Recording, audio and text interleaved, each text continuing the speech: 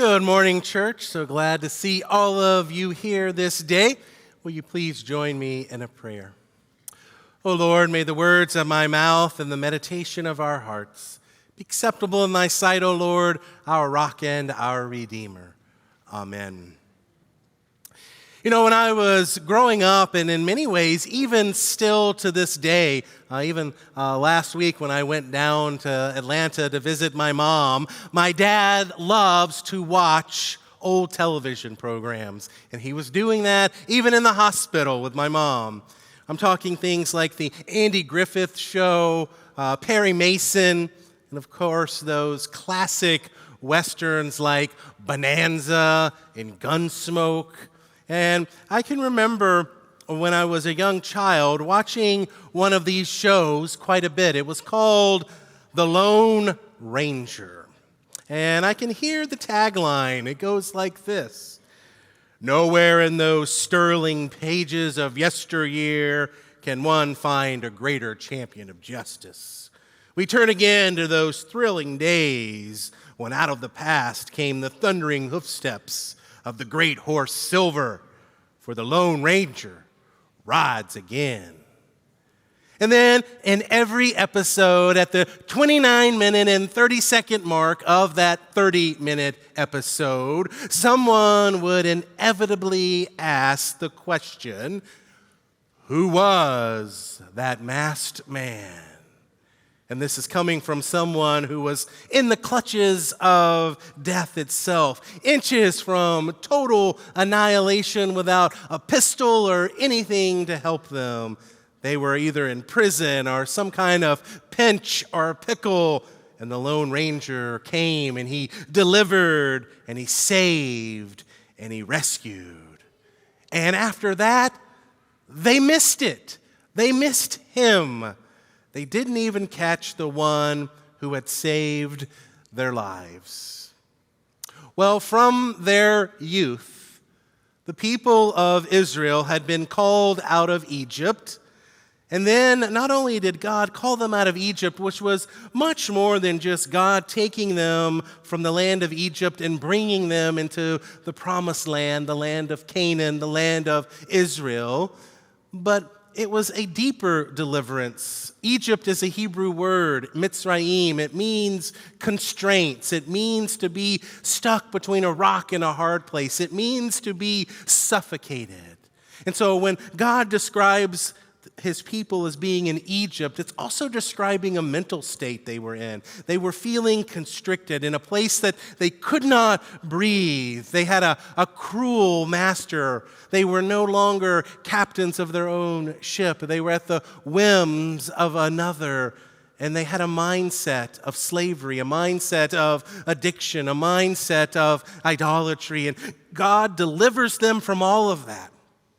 But he doesn't just bring them out of that. Along the way, he also feeds them and nourishes them in their journey. And then when they finally make it to the place of inheritance, they receive their tribal allotments in the land. And they also have the sure and certain prophetic words of people like Elijah and Elisha to lead them. And God had again and again and again entered into their lives in their most difficult of situations, and he had delivered, saved, and rescued them. But through their unfaithful living, they had missed it. They had missed him. They had missed the one who was their Savior. And so God says the following through Amos. This comes in chapter 2, beginning in verse 9 of the text. God says, "Yet it was I who destroyed the Amorite before them, whose height was like the height of the cedars, and who was as strong as the oaks." In other words, there's no reason the Israelites had any hope of defeating these people. Too big, too strong, too powerful. God says, "I destroyed his fruit above and his roots beneath. Though they were as strong as these trees, I uprooted them," God says. "Also, it was I who brought you up out of the land of Egypt and led you 40 years in the wilderness to possess the land of the Amorite. And I raised up some of your sons for prophets and some of your young men for Nazirites. Is it not indeed so, O people of Israel, declares the Lord? But you made the Nazarites drink wine and commanded the prophets, saying, you shall not prophesy. After everything God had done for his people, not once, not twice, not in a single generation, but multiple times, countless times, generation after generation, after all of that faithfulness to his people, God's people responded with, shut up, we've had enough. We no longer really want to hear from your prophets. They shall not prophesy. You see, every king that came up in the land of Israel, one of the members of his cabinet, so to speak, was always a prophet. And the prophet was high on the payroll, and the prophet was always taken very well care of until the prophet would say something that the king doesn't like. And then you have King Manasseh getting finally fed up with the prophet Isaiah and having him sawed in two. They had enough of the Lord, and they ignored the divine love and the divine salvation and all of these things given to them, and they missed it. And so Amos asks from our text today, chapter 5, verse 18, what good is the day of the Lord for you? It will be a day of darkness and not light.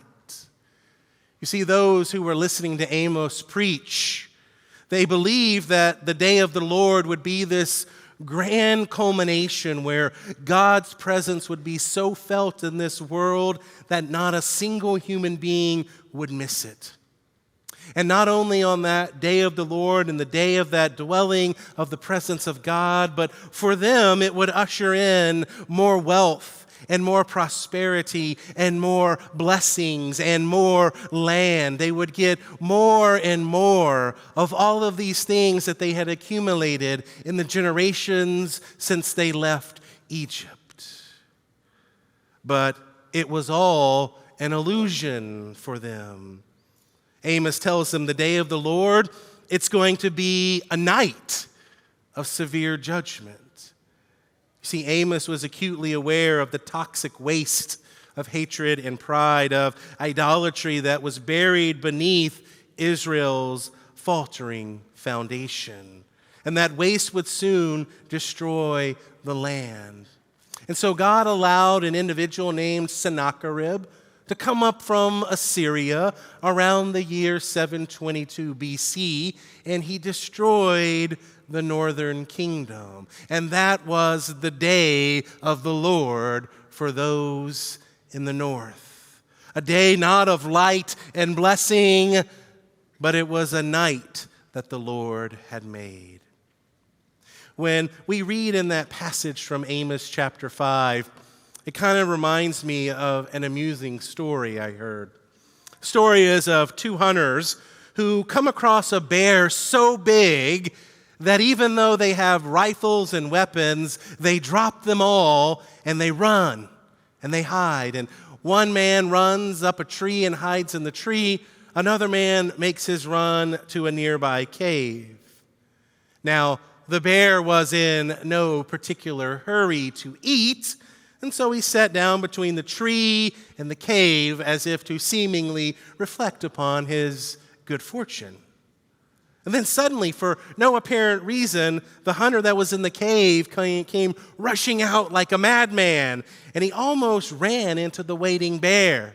And then he just stared at that bear for a second, finally got his senses, and then he dashed back into the cave. Moments later, he did the same thing.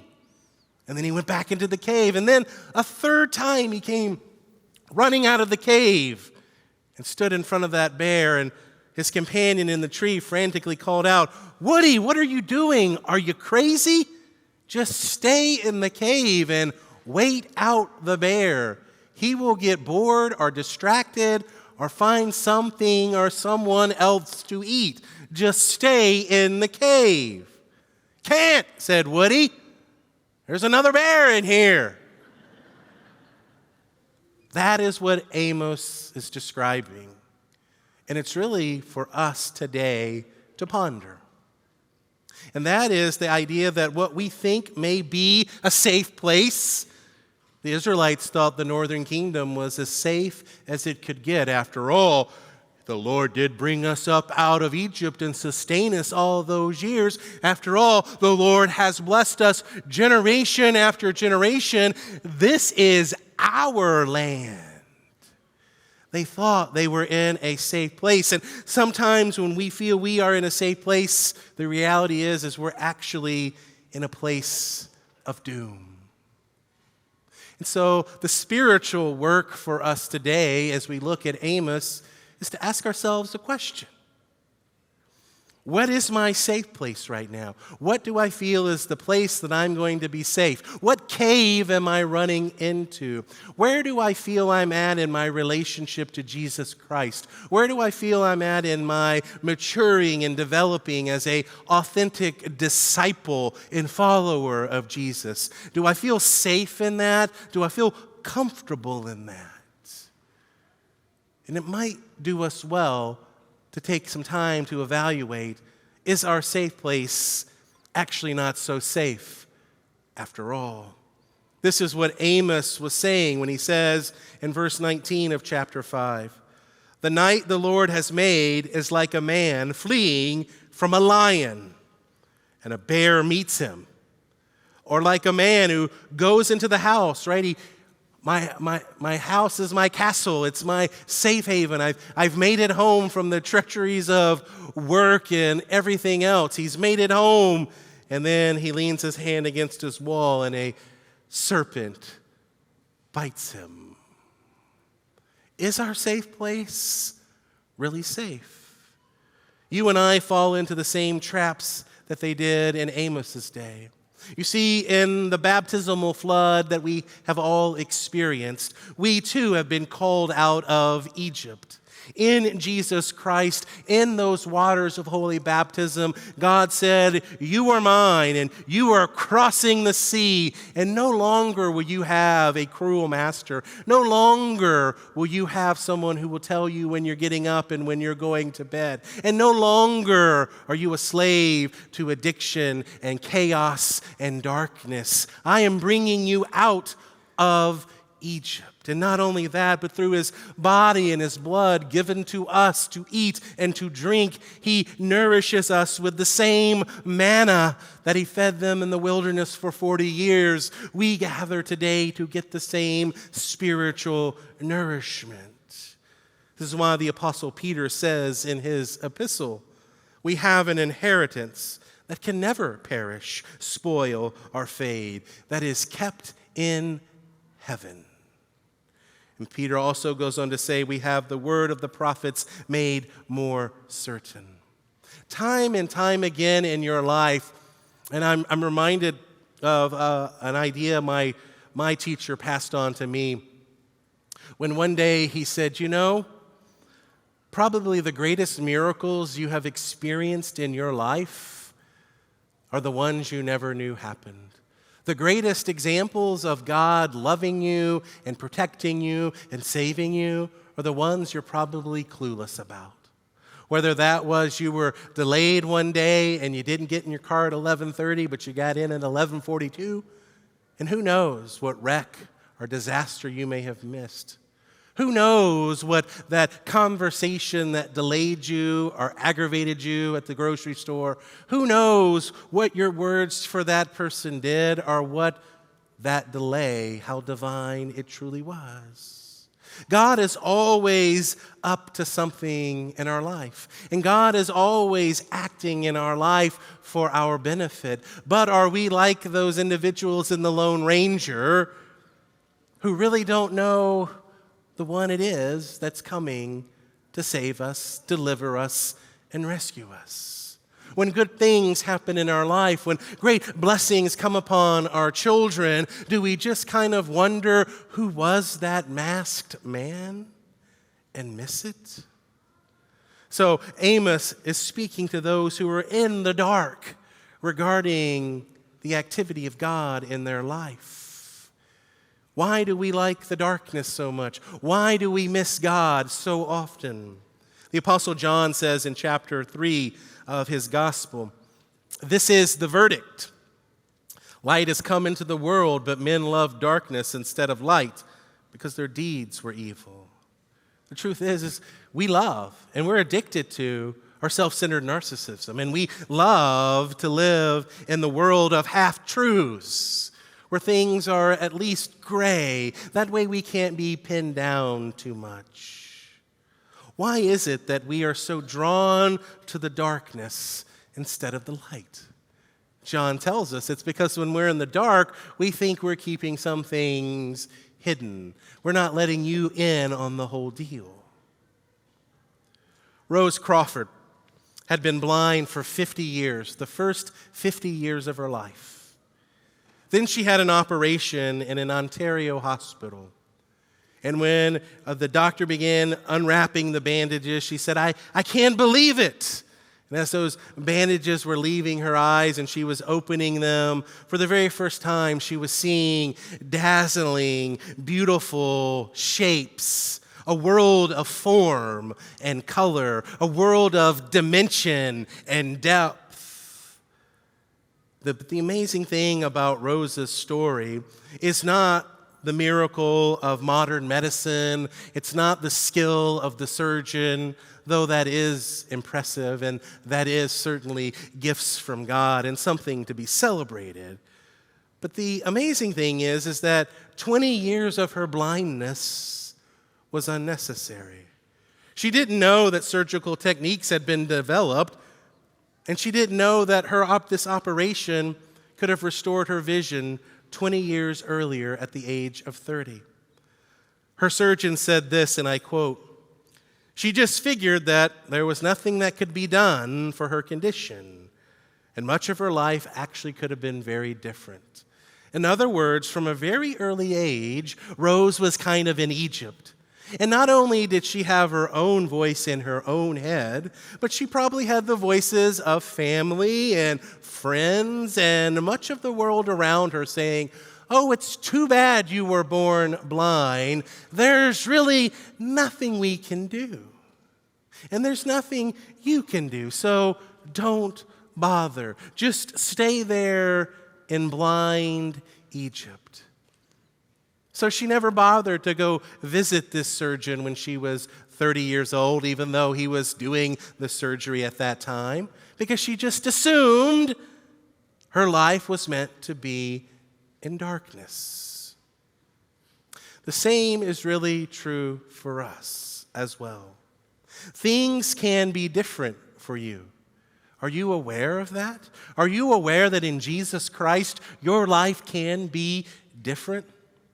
That you don't have to listen to those voices of those around you, even in your own home or in your office or those you go to school with, not even the voice in your own head that says, "You're not pretty enough, you're not smart enough, you're not talented enough, you're not good enough, you're not fill in the blank." Amos is letting us know we don't have to stay in the darkness, that we don't have to dwell in there, that things can be different.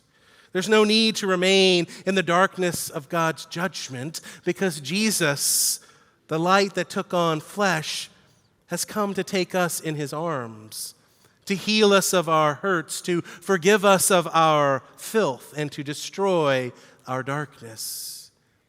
Jesus became one of us, not to demonstrate the innocency of being an infant, but he became one of us so that he could live the life that we could not, so that he would die the death that we should not.